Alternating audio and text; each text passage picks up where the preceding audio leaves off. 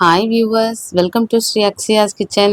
இன்றைக்கி நம்ம கிச்சனில் நல்ல மொறுன்னு கிறிஸ்பியாக நல்ல ஸ்பைசியான பருப்போட ரெசிபி தாங்க பார்க்க போகிறோம். இது நம்ம நார்மலாக கடலைப்பருப்பில் நம்ம இன்றைக்கி பண்ணலை, வித்தியாசமாக தான் பண்ணியிருக்கோம். நல்ல சூடான டீயோடு சேர்த்து சாப்பிட்றப்போ அவ்வளோ டேஸ்ட்டாக இருக்கும். எப்படி பண்ணலான்னு பார்க்கலாமா? அதுக்கு நான் இன்றைக்கி பட்டாணி பருப்பு எடுத்திருக்கேன். இன்றைக்கி நம்ம பட்டாணி பருப்பில் தான் செய்ய போகிறோம். பொதுவாகவே நீங்கள் மசால் வடை வந்து பட்டாணி பருப்பில் செஞ்சு பாருங்கள், அவ்வளோ டேஸ்ட்டாக இருக்கும், நல்ல கிறிஸ்பியாக இருக்கும். ஒரு தடவை செஞ்சு பார்த்துட்டிங்கன்னா நீங்கள் திருப்பி எப்போ செஞ்சாலுமே இந்த வடையை நீங்கள் இந்த பருப்பில் தான் செய்வீங்க, அந்தளவு டேஸ்ட்டும் இருக்கும். இப்போ கடலைப்பருப்பு வந்து நான் இப்போ லெஃப்ட் ஹேண்டில் வந்து கடலைப்பருப்பும் ரைட் ஹேண்டில் வந்து பட்டாணி பருப்பு வச்சுருக்கேன், உங்களுக்கு வித்தியாசம் காமிக்கிறதுக்காக. பாருங்கள், கடலைப்பருப்பு இந்த மாதிரி இருக்குது, பட்டாணி பருப்பு இந்த மாதிரி இருக்குன்ட்டு. ஸோ இப்படி தான் இருக்கும். கடைகளெல்லாம் கிடைக்கும், சூப்பர் மார்க்கெட்லேயே கூட கிடைக்கும். ஸோ பட்டாணி பருப்பு இந்த கடைகளெல்லாம் மோஸ்ட்லி இந்த டீ கடை இந்த மாதிரி இதில் எல்லா கடைகளிலுமே பார்த்திங்கன்னா பட்டாணி பருப்பு சேர்த்து தான் செய்வாங்க. ஸோ ஆனால் டேஸ்ட் ரொம்ப சூப்பராக இருக்கும், நல்ல மொறுன்னு இருக்கும். ஸோ அந்த பட்டாணி பருப்பு தான் வச்சு செஞ்சுருக்கேன்.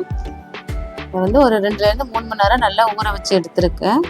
இப்போ அதில் விட தண்ணியெல்லாம் நம்ம வடித்து எடுத்துகிட்டு நம்ம மிக்ஸி ஜாரில் சேர்த்துட்டு ஒரு கொரகொரப்பாக அரைச்சி எடுத்துக்க போகிறோம்.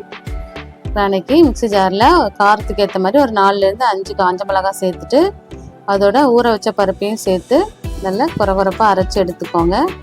ஸோ இந்த மாதிரி கொஞ்சம் கொஞ்சம் முழு பருப்பு இருந்தால் கூட ஒன்றும் பிரச்சனை இல்லை, அதுவும் சாப்பிட்றப்போ நல்லா தான் இருக்கும். ஸோ இந்த மாதிரி நல்லா அரைச்சி எடுத்தாச்சு. இப்போ பாருங்கள், எல்லாமே நல்லா கொரகொரப்பாக அரைச்சி எடுத்தாச்சு. இப்போ இதில் நம்ம வெங்காயம், பச்சை மிளகாய், இஞ்சி, கருவேப்பிலை இதெல்லாமே சேர்க்க போகிறோம். நாளைக்கு இதில் வந்து சில பேர் இதில் வந்து பூண்டு, பெருஞ்சீரகம்லாம் சேர்ப்பாங்க, பட் நான் அதெல்லாம் சேர்க்கலை. வெறும் வெங்காயம், பச்சை மிளகாய், இஞ்சி, அதோட கருவேப்பிலை இதெல்லாம் சேர்த்து செய்ய போகிறோம். இதில் வந்து கொஞ்சமாக பெருங்காயத்தூள் சேர்த்துக்கலாம். சேர்த்துட்டு இந்த வடைக்கு தேவையான உப்பும் சேர்த்துட்டு நல்லா பிசைஞ்சு எடுத்துக்க போகிறோம்.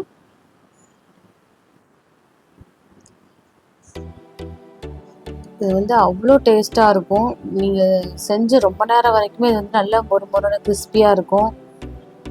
நீங்கள் ஒரு தடவை இந்த இதில் செஞ்சு பாருங்கள், அப்புறம் நீங்கள் எப்போ செஞ்சாலுமே இந்த பருப்பில் தான் நீங்கள் செய்வீங்க, அந்தளவு டேஸ்ட் இருக்கும்.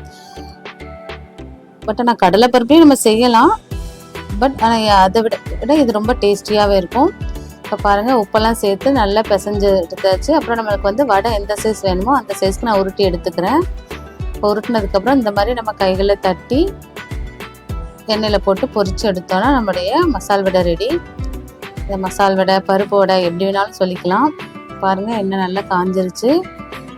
இப்போ இதில் நம்ம ஒவ்வொரு வடையாக தட்டி போட்டுக்கலாம்.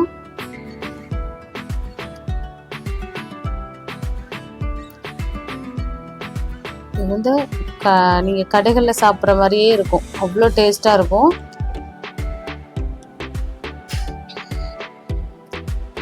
நல்ல சூடான டீயோட இதையும் செஞ்சு சாப்பிட்டு பாருங்கள், அது டேஸ்ட்டை சொல்லவே வேணாம். நீங்கள் சாப்பிட்டு பார்த்துட்டு நீங்களே சொல்வீங்க எப்படி இருக்குன்னு. ஸோ அந்தளவு ரொம்ப சுவையாக இருக்கும். பாருங்கள், இப்போ வந்து நீங்கள் அடுப்பை வந்து மீடியம் ஃப்ளேமில் வச்சுட்டு 2 பக்கம் நல்லா திருப்பி விட்டு பொரிச்சு எடுத்துக்கணும். அதாவது அந்த கலர் வரணும், அந்த ஒரு கோல்டன் ப்ரௌன் கலரில் வரணும். ஸோ அந்தளவுக்கு நம்ம நல்லா 2 பக்கமும் திருப்பி விட்டு ஃப்ரை பண்ணி எடுத்துக்க போகிறோம். அடுப்பை மட்டும் மீடியம் ஃப்ளேமில் வச்சுக்கோங்க.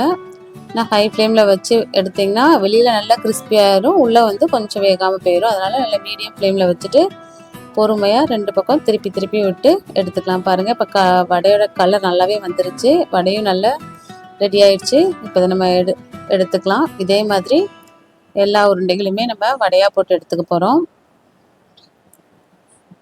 பாருங்கள், பார்க்கவே ரொம்ப சூப்பராக இருக்குல்ல. நான் ஒன்று எடுத்து பிக்கிறேன் பாருங்கள், வெளியில் நல்லா கிறிஸ்பியாக இருக்கும், உள்ளே நல்லா கொஞ்சம் சாஃப்டாக இருக்கிற மாதிரி இருக்கும், ரொம்ப சூப்பராக இருக்கும். நீங்களும் இதே மாதிரி ஒரு தடவை ட்ரை பண்ணி பார்த்துட்டு உங்களோட ஃபீட்பேக்கை மறக்காமல் கமெண்ட் பண்ணுங்கள். இதே மாதிரி வேற ஒரு ரெசிபியோட அடுத்த வீடியோவில் பார்க்கலாம்.